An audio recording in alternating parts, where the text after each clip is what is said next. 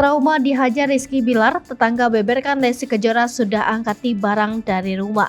Kasus KDRT yang dilakukan Rizky Bilar terhadap Lesti Kejora hingga kini masih terus menjadi sorotan dan tak sepi dari pemberitaan. Fakta-fakta baru dari permasalahan rumah tangga Lesti Kejora dan Rizky Bilar ini pun masih terus ditunggu publik.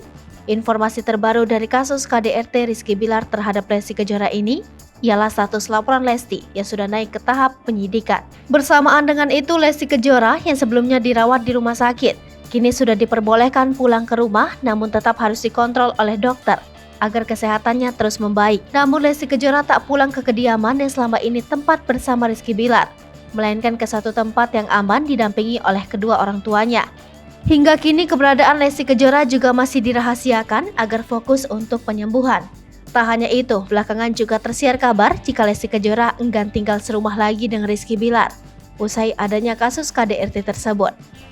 Kabar itu semakin diperkuat kala Lesti Kejora dikabarkan mengirimkan mobil truk pengangkut barang di kediamannya yang berada di kawasan Cilandak, Jakarta Selatan. Hal itu kemudian dibenarkan oleh tetangga rumah mereka. Dilansir dari kanal YouTube Suara Rakyat Channel Official, warga sekitar rumah Lesti menyebutkan jika melihat truk datang pada dini hari.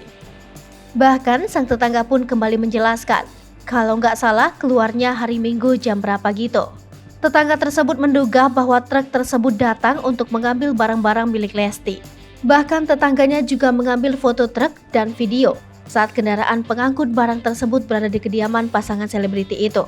Sayangnya ia enggan untuk membeberkan bukti foto tersebut dengan dalih tak ingin privasi sang artis terbongkar.